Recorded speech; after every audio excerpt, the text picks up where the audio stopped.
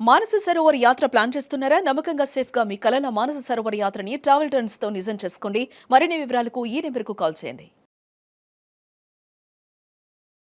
నమస్తే రమగారు. నమస్తే జయ. రమగారు, ఏదన్నా మంచి కథ చెప్తారా? చెప్తా. పూర్వం అట ఛత్రపురం అని ఒక రాజ్యం ఉండేది. ఆ రాజుగారికి శుభాంగుడని వాళ్ళ చక్కటి కుమారుడు ఉండేవాడట. రాజుగారు భలే బలశాలి, చాలా శౌర్య ప్రతాపాలు ఉన్నవాడు. ఈ శుభాంగుడు ఏమిటో చిన్నప్పటి నుంచి పిరికి పంది, ఏను ఘీంకరించిన బేరమని నడిచేవాడు. రోజున కుక్క ఎదురుపడినా భయపడేవాడు. కాస్త కొంచెం పెద్ద ఎదిగాక వేటలకి వాటికి వెళ్ళి చిరుతపులు ఎదురైతే భయపడిపోయేవాడు.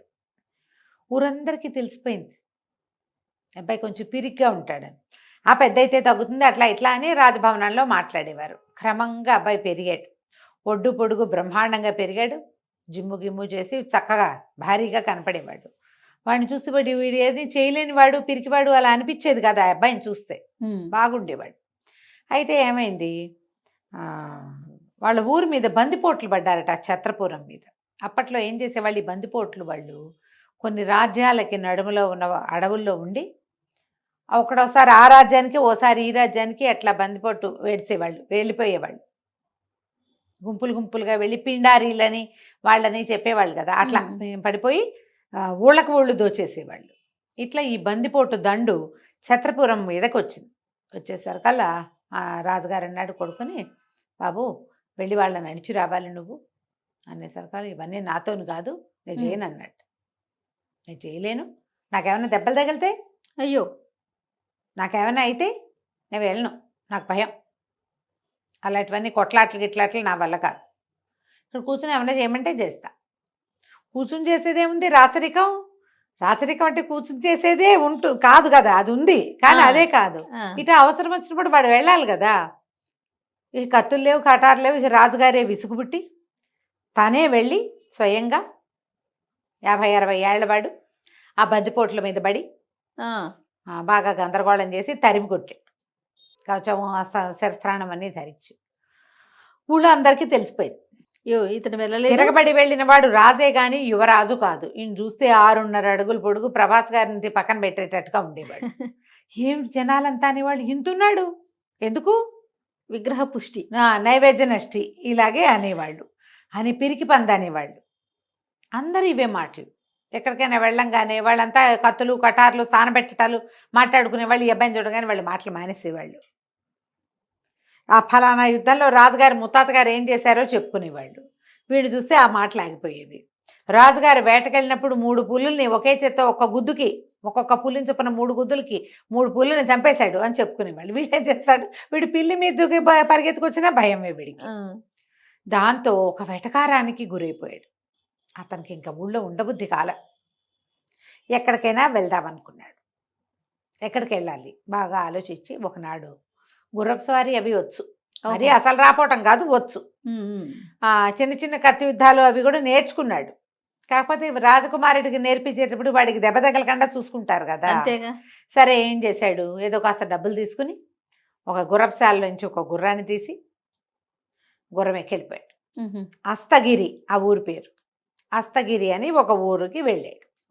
ఆ అస్తగిరి రాజుగారికి 3-4 కుమారులుండి విద్యుల్లతని ఒక చక్కటి కూతురుంది. ఆ కూతురు మేడ మీద నిలబడి చూస్తుంటే ఈ గుర్రం మీద పెద్ద పొడుగాటి శౌర్యపరాక్రమాలు ఉట్టిపడుతున్న కుర్రాన్ని చూసేసరికల్లా ఆవిడకి ఎంతో నచ్చాడు. మన ఊరి వాడు కాదు, ఈ బట్టలు మన ఊరివి కాదు, ఆ గుర్రం మన ఊరిది కాదు, ఎవరు ఏమిటి అన్నీ కనుక్కున్నాడు. కనుక్కుంటే ఇతను ఛత్రపురం తాలూకు యువరాజని, దేశాటనకు వచ్చాడని తెలుసుకున్నారు. తెలుసుకుంటే వాళ్ళ నాన్నగారికి చెప్పింది, అబ్బాయిని నేను పెళ్లి చేసుకుంటాను అని. ఆ రోజుల్లో ఆడపిల్లల ప్రిఫరెన్స్ చాలా ఎక్కువ ఉండేది. ఏమనాలి, వాళ్ళ సెలక్షన్ మీద జనాలకు నమ్మకం ఉండేది. రాజుగారు ఏం చేశాడు, ఏముందిలే ఏదో ఒకనాడు పెళ్లి చేసి పంపేదే పిల్ల. అబ్బాయి ఆను పాను కనుక్కున్నారు. ఈ లోపల గూఢచారులు వెళ్ళి కనుక్కొచ్చారు, ఛత్రపురం తాలూకు యువరాజే, ఈ పటం ఏందే, ఇదిగో ఈ మనిషి అని, ఆ గుర్రం వాళ్ళదే చెప్పుకున్నారు. సరే అక్కడి నుంచి వివాహం చేస్తామన్నారు. చేస్తే చేయండి అన్నాడు. పెళ్లి చేసేశారు. పెళ్లి చేసేస్తే అతను వీళ్ళ ఇంట్లోనే ఉంటున్నాడు. ఏవో కారణాల వల్ల నేను వచ్చేసాను, నేను ఇప్పట్లో వెళ్ళను అన్నాడు. ఎప్పుడో వెళ్తాడు, వెళ్ళినప్పుడు అన్నాడు మన దగ్గర ఉంటాడు అని చెప్పి ఉంచుకున్నారు. రోజులు గడిచినాయి. ఇప్పుడు ఛత్రపురి మీద పడిన బందిపోటు ఇప్పుడు అస్తగిరి మీద పడింది. ఓహో!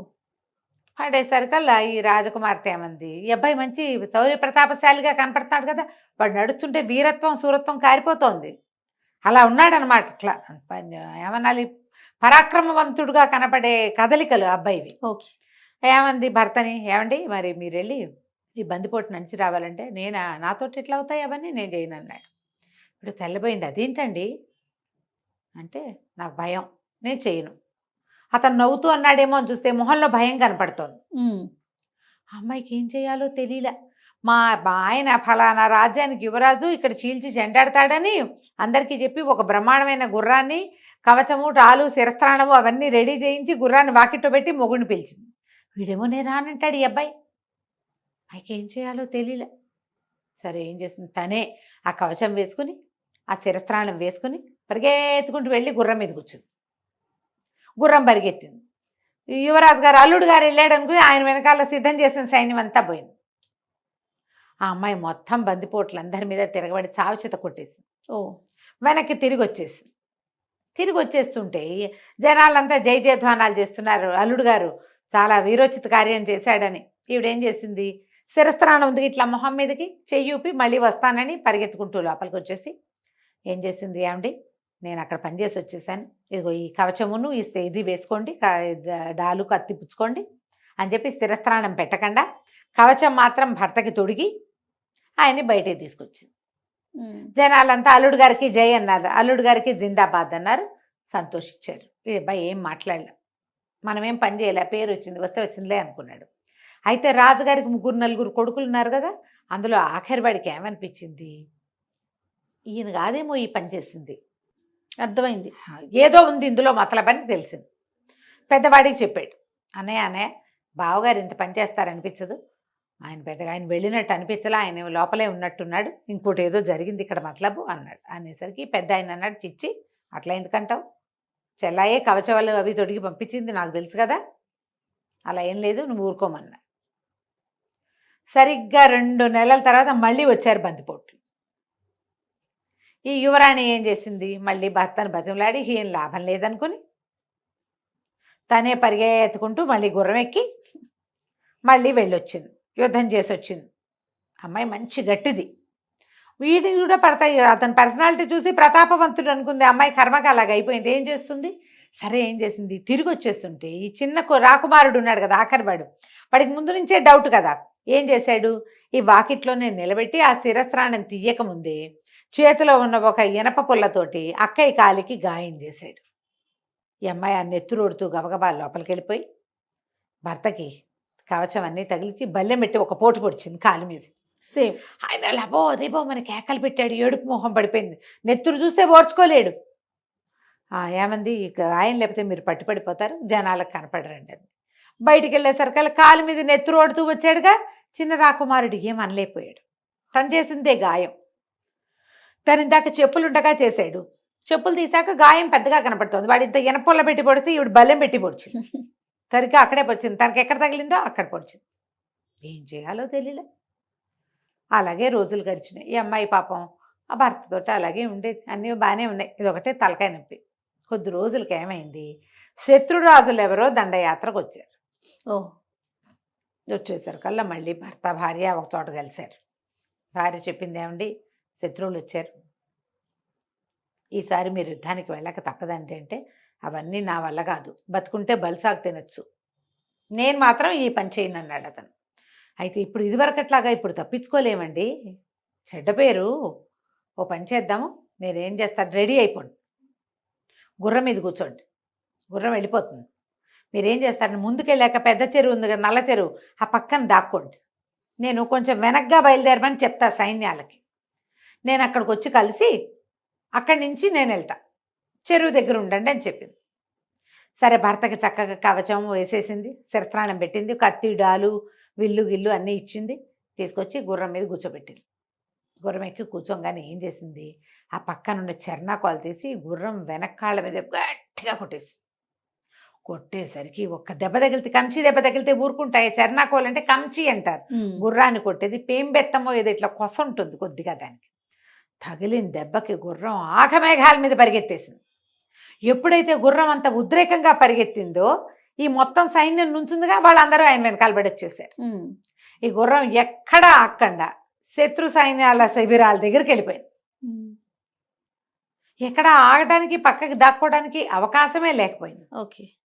ఈ వెనకాలన్న గుంపంతా వచ్చేసారు. ఇతను ఇలా ముందుకెళ్ళేసరికల్లా వాళ్ళలో కొంతమంది ముందుకొచ్చారు.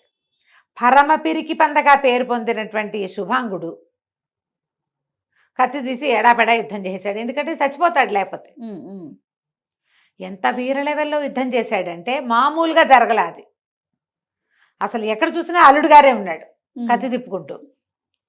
సాయంత్రానికి సగం మందిని మూతకోత కోసేశారు వీళ్ళు. వీళ్ళకే విజయం వచ్చింది. దొరికింది, ఓకే. విజయం లభించింది. అల్లుడు గారికి జై అన్నారు, జిందాబాద్ అన్నారు, ఛత్రపుర యువరాజుకి జిందాబాద్ అన్నారు. జనాలు అల్లుడిని మోసుకొచ్చారు. ఆ తర్వాత ఆయన ఎన్ని యుద్ధాల్లోనూ పాల్గొన్నాడు. భయం పోయింది. అతనికి ఆ ఫేస్ చేయటమే భయం. అది సహజంగా భయస్తుడు అంతే తప్ప అక్కడ దాకా వెళ్తే చేసేస్తాడు. అందరు అంతేగా ఉంటారు. అవును, జయ అవును. నా భయం నా భయం అంటారు. నెత్తి మీద పడితే ఏం ఏం చేస్తారు? చేస్తారు? నాకు భయం అని చేతులు పడుతూ కూర్చోలేడు కదా, కత్తి యుద్ధం అస్సలు, వచ్చింది వాడు. అస్సలు. అంతే. కాబట్టి ఎవరినైనా సరే మనం యుద్ధం చేయించాలంటే, ఏదైనా చేయించాలంటే వాడిని తీసుకెళ్ళి అక్కడ నుంచోబెట్టేయాలి, పుష్ తోసేసేయాలి. అంతే. అక్కడికి తోసేస్తే వచ్చేస్తుంది. అన్ని చోట్ల కాదండి, గోతుల్లోను పాటలలో ఉంటాయి. ఈత రాని వాళ్ళని నీళ్ళలో నీళ్ళలో తోయకూడదు, తోయకూడదు. అది కాదు. అమ్మో. పరిస్థితుల్లోకి వెళ్ళాలి. ఇప్పుడు మాకేం చేత కాదు అనుకుంటారు పిల్లాడు, మరీ అమాయకుడు అనుకుంటారు. సంసారంలో పడితే కొన్ని వాడికే వస్తాయి. అంతే. ఈ అబ్బాయి కూడా శుభాంగుడికి అలాగే వచ్చింది. అంతే కదా, ఇంతకంటే ఎక్కువ సాహస కార్యాలు చేయబోకండి. కథ కంచికి మనం ఇంటికి. నమస్తే రమ్య గారు. నమస్తే జయ.